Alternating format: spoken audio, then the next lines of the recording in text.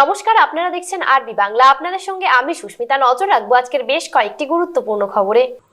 একসময় সন্ত্রাস কবলিত এলাকা কেশপুর নির্বাচনের প্রথম প্রচার শুরু করলেন ঘাটাল লোকসভা কেন্দ্রের বিজেপি প্রার্থী হিরণময় চট্টোপাধ্যায়।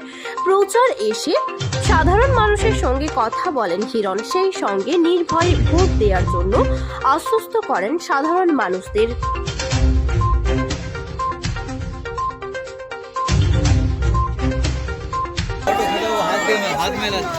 চিন্তা নেই, আর কোনো সন্ত্রাস আতঙ্ক করতে দেবো না কেশপুরে।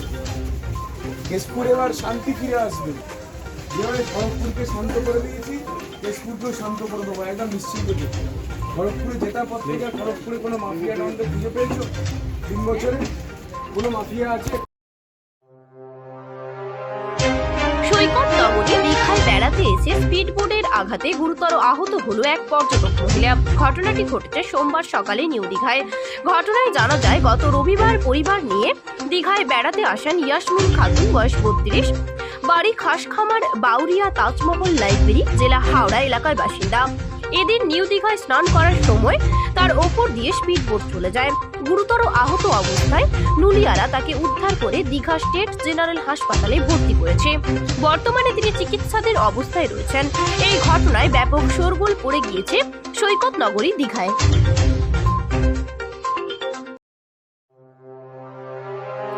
শুভেন্দু অধিকারীর গড়ে আজ হলদিয়া সর্বভারতীয় সাধারণ সম্পাদক অভিষেক বন্দ্যোপাধ্যায় নির্বাচনী বৈঠক।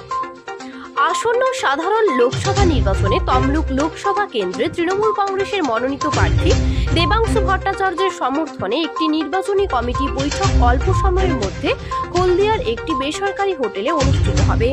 উপস্থিত থাকবেন তৃণমূল কংগ্রেসের সর্বভারতীয় সাধারণ সম্পাদক তথা প্রাক্তন সাংসদ অভিষেক বন্দ্যোপাধ্যায়। তমলুক লোকসভা কেন্দ্রের নির্বাচনী কমিটির চেয়ারম্যান ডক্টর সৌমেন কুমার মহাপাত্র জানিয়েছেন, জেলার প্রায় 150 জন নেতৃত্বকে নিয়ে অভিষেক বন্দ্যোপাধ্যায় বৈঠক করবেন। বৈঠকে গত বিধানসভা নির্বাচনে তৃণমূলে হেরে যাওয়া 3টি বিধানসভাকে কেন্দ্র করে নন্দীগ্রাম, হলদিয়া ও ময়নার ওপরে বাড়তি গুরুত্ব দেওয়া হবে।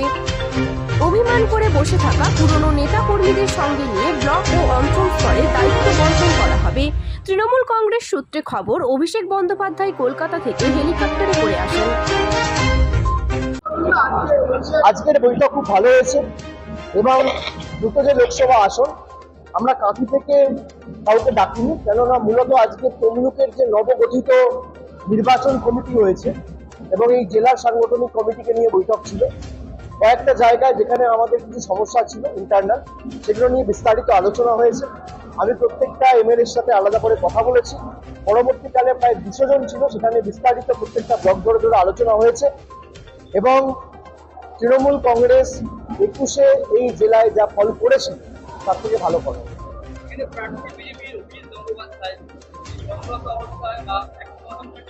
যত কম কথা বলা যায় ওনাকে নিয়ে তত ভালো। উনি বিচার ব্যবস্থাকে এক্সপোজ করে দিয়ে গেছেন। আমরা যে অভিযোগগুলো করতাম অভিজিৎ বাবু সেটা সঠিক প্রমাণ করবে, আমরা থ্যাংক ইউ বলতে পারি। কলকাতা হাইকোর্টের পক্ষপাতদুষ্ট আচরণ নিয়ে যে অভিযোগগুলো আমরা তুলতাম উনি সেটা সঠিক প্রমাণ করে দিয়ে গেছেন।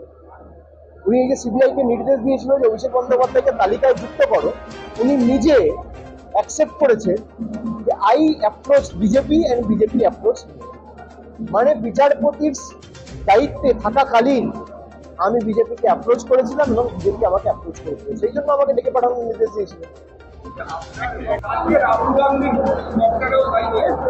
নর্মাল প্র্যাকটিস হয়ে গেছে, বিজেপির কোনো নেতার খপ্তারে হয় না। এবং দুদিন আগে আপনারা দেখেছেন জলপাইগুড়িতে মাল যাওয়ার পথে বিজেপির এক নেতার গাড়ি থেকে প্রায় 10 লাখ টাকা উদ্ধার হয়েছে। তখন ইলেকশন কমিশনের কোনো হেলদোল নেই। এনআইএর যে এসপি আমরা এতদিন ধরে দাবি করেছি, আমরা আগামী কাল বা পরশুর মধ্যে হাইকোর্ট মুভ করছি, যেখানে যদি প্রয়োজন হয় সিসিটিভি ফুটেজ হাইকোর্টে জমা দেওয়া হবে। কিন্তু এই যে অভিযোগটা করার পর কোনোরকম কোনো অ্যাকশন নেওয়া হয়নি। আর রোজ রাজ্য পুলিশ প্রশাসন একটা করে অফিসার চেঞ্জ হয়েছে পুরো মেদিনীপুর। আপনি ডিএম চেঞ্জ করে দিয়েছেন, রাজ্য পুলিশের ডিজি চেঞ্জ করে দিয়েছেন, রোজ কোনো না কোনো অফিসার চেঞ্জ, তার কোনো প্রমাণ নেই, খালি বিজেপির অভিযোগের ভিত্তিতে। এটা দুর্ভাগ্যজনক। এই যে একতরফা ইলেকশন কমিশন ভারতীয় জনতা পার্টির কল্পিবাহক হিসেবে কাজ করছে, এটা অত্যন্ত দুর্ভাগ্যজনক। কিন্তু তাদের যত শক্তি আছে তারা প্রয়োগ করুক, যা পরিণতি 2021 হয়েছিল তার থেকেও খারাপ পরিণতি হবে। আমি আবার অন রেকর্ড ক্যামেরার সামনে দাঁড়িয়ে বলে রাখি, আমি আবার বলছি, হেলিকপ্টারে সার্চ নিয়ে সিজার নিয়ে কোনো অসুবিধা নেই, এটা নির্বাচন কমিশন করতে পারে। আমার আপত্তি হচ্ছে যখন আপনি কিছু পাননি তখন আপনি বলছেন যে আমি হেলিকপ্টারের ট্রায়াল রানের অনুমতি দেবো যতক্ষণ না আমার উপর থেকে ক্লিয়ারেন্স আসবে। সে এখতিয়ার ইনকাম ট্যাক্সের নেই, এটা আইনত আমরা টেকাবো বলবো। ঠিক আছে, থ্যাংক ইউ। সংবাদ এখন এ পর্যন্তই। দেখতে থাকুন আরবি বাংলা, খবর যেখানে হাতের মুঠোয়।